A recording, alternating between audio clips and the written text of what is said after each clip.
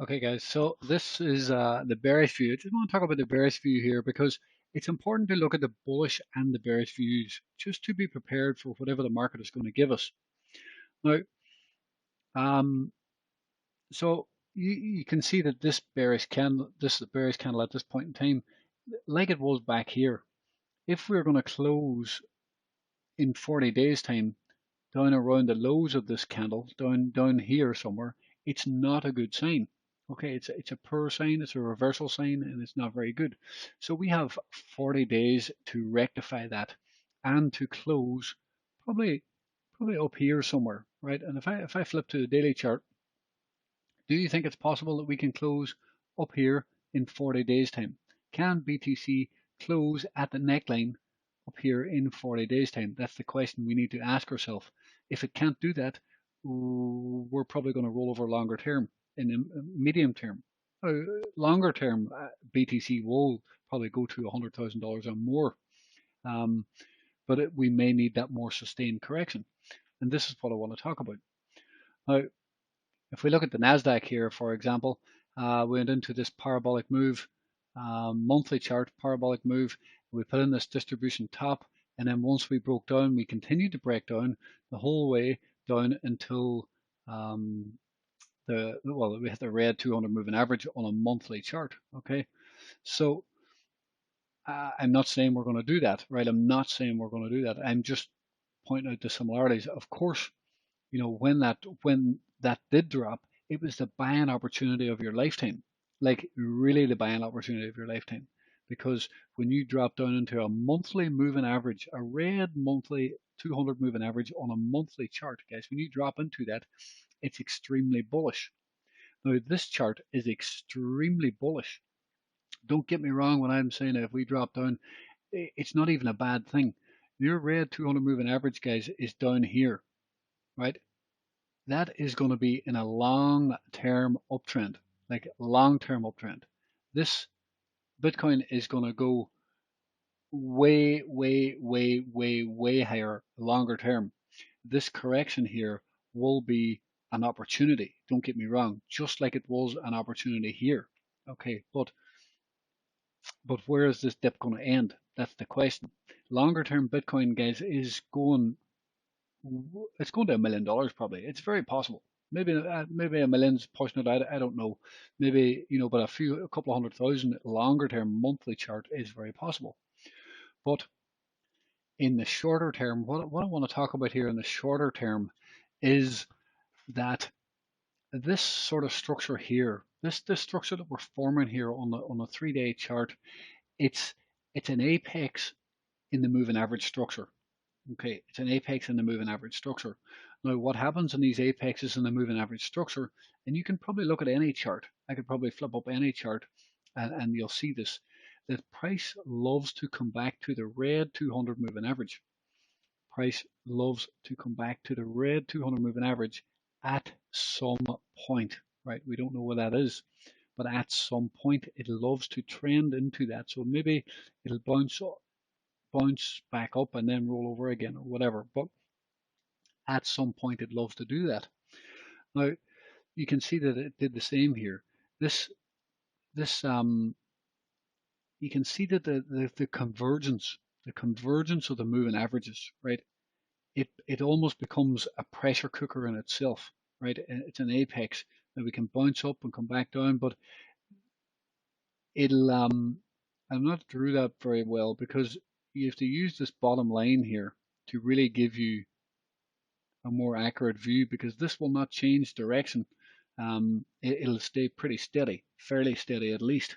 Look at the white 100 moving average down here. So what I'm getting at here is we will try and work our way into this apex, right? It can take time. In my opinion, this is the kind of the more bearish view. The bullish view is we push straight back up and continue on that ascent higher. The bearish view is we chop about, right?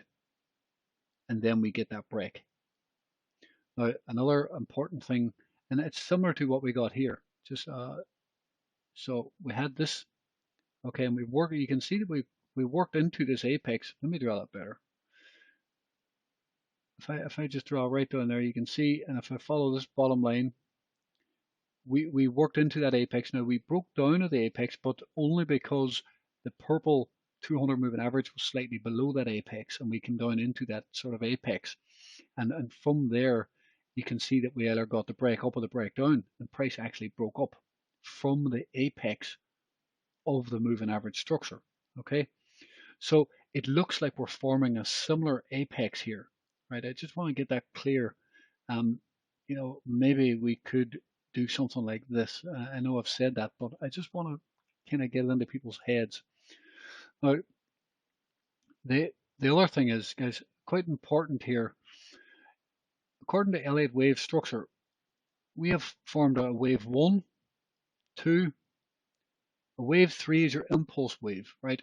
Your wave 3 is your impulse wave, which is your longest wave. Then you will form a wave 4, which is back up somewhere, and then you form your wave 5. Okay, your 5 will not be your longest, but it's implying that potentially we can have another wave down below this point here. So if the Elliott wave structure is true and correct, it's saying that this bounce can be sold off again and to lower lows. Now this Elliott wave theory here would imply that the other theory, my theory with trading moving averages. Now you're not gonna hear this moving average strategy anywhere on books or on YouTube or any guides or anything. This is from my Apex kind of strategy that I've been watching this pattern, this pattern for years, because my moving averages are always the same like this, and I notice these patterns. So this is just something that I notice personally. It's not textbook stuff. You're not going to see it in a book or anything. I'm just saying when I see these moving averages converging like this, it ends up doing something like this, right? Let me show you REN, for example, right? REN had this drop, and it had this drop, and we bounced back up, and we had another drop, and we bounced back up. We came down and tested the white 100 moving average, and we bounced back up, and we got that retrace back up. But look, price eventually came back down after the bounce, came back down and tested the red 200 moving average. Okay, and this is the first chart that popped into my mind, and you can see, price actually came down into that. And why? Because the moving averages have been converging, right? Look at this. The moving averages are converging and price gets drawn into this apex, right? It's like a magnet. It sucks price in. Obviously, then we got this drop out of it downwards this time. Now, if I scroll back here, what happened back here? This is REN again. Where was price drawn to? Price was drawn into the red 200 moving average. Why? Look at how price. Look at the convergence. Look at these moving averages. They were converging down into this apex, which is down in here. I didn't draw it very well, but you can see what I mean. I should draw them down there, but you can see it sucked into the apex of them moving averages. Made a mess of that actually, but you see what I'm getting at. Okay, and we came right into this apex. And where's the apex? The apex is in at the red 200 moving average.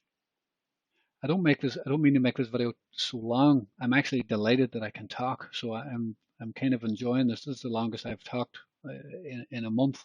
So I'm pretty happy about that I'm able to talk. So I'm delighted. But you're never going to shut me up now. But anyway, I just think it's important for people to understand this convergence, right? It's got me kind of concerned that we are going to converge downwards into this sort of structure, and price might get sucked down into this sort of area. So I just want people to kind of know my thought process on this situation at the moment. It is mixed at this point in time. As I've said before, we need to take this week by week, and if this is green on a new week, I will be looking to long this. And if we cannot finish strong in 40 days time, if we can't finish up here pretty high in 40 days time, it's not the best sign. But again, on a new 3-month candle, it's still possible, even from this point, to do this. And if we do that on a new 3-month candle, which is going to be the critical point, I don't expect too much action from now for the next 40 days. I think it's going to be very choppy. The new 3-month candle is where the important action in this market is going to take place. We could easily push back up here on a new 3-month, even from this area. It is better if we close up higher, but even down here, this is still potentially okay. But this candle is not going to flip green until a new candle, right? It's going to stay red, right? So it's telling us that the important action, we are still bearish, but the important action is not going to happen until a new 3-month. Anyway, that's enough rambling on that, and I hope it kind of helps a little bit.